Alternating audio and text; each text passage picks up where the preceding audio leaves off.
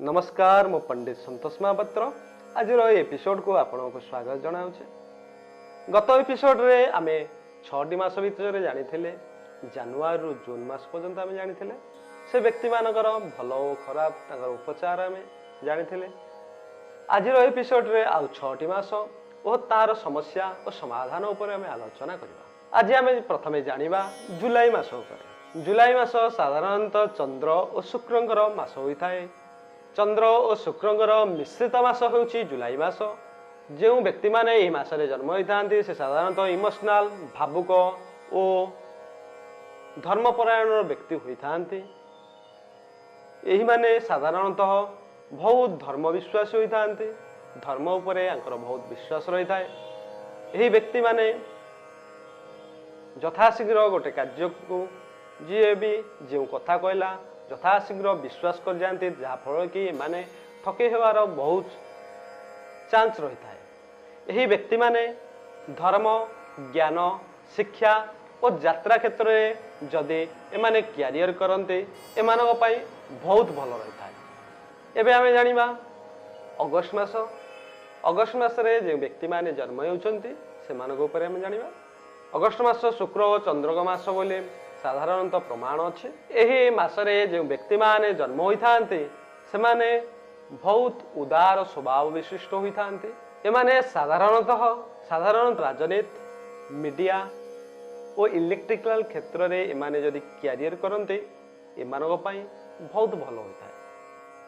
एबे आमे जानिबा सेप्टेम्बर मास। सेप्टेम्बर मासरे जो व्यक्ति माने जन्म होउछन्ति सेमानक ऊपर। सेप्टेम्बर मास साधारणतः बुधक मास होता है।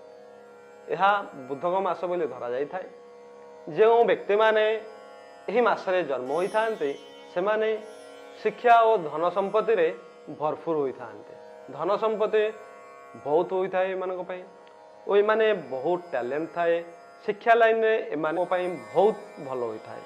यही व्यक्ति माने राजनीति खेल और व्यवसाय रे कैरियर कले एमानक पई बहुत भल होता है। एबे आमे जानिबा अक्टोबर मास। अक्टोबर मासरे जो व्यक्ति माने जन्म होइछन्ति सेमानक ऊपर जानिबा। अक्टोबर मास साधारणतः बुध और चंद्रंकर मिश्रित मास बोली आमे माने जानिछे। एही मासरे जो माने जन्म होइतांते से माने साधारणतः शॉर्ट टेम्पर होइतांते। बहुत रागे क्षीण कुपी प्रेम स्वभाव विशिष्ट किंतु से माने कोनोसी कथारे साधारणतः विश्वास करते ना। बहुत डिफिकल्ट रे गोटे कथा विश्वास करते। एमाने साधारण आईटी लाइन अभिनय कला जल संबंधी रे जदि कार्य करते किंबा एही लाइन रे जदि कैरियर करते एमानक पई बहुत भल है। एबे आमे जानिबा नवेम्बर मास। नवेम्बर मास साधारणतः बुध और बृहस्पति मास बोली आमे जानिछे।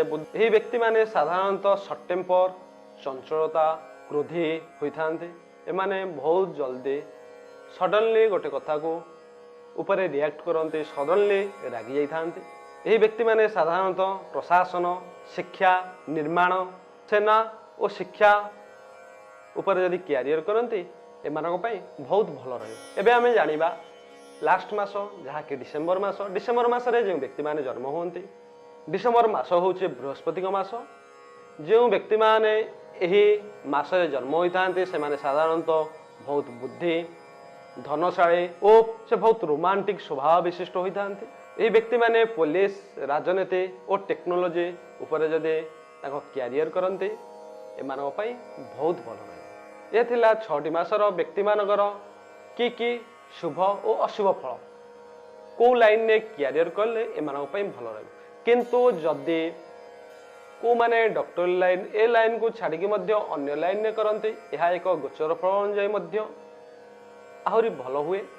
किंतु ताहा बहुत डिफिकल्ट रे कंप्लीट होता है। जिसे जदि अन्य को लाइन रे जाइथांते ताको पई यह बहुत डिफिकल्ट होता है। आमे जानिले आज केउ व्यक्ति माने केउ लाइन रे कैरियर कले ताको पई भल रहे। नमस्कार जय जगन्नाथ।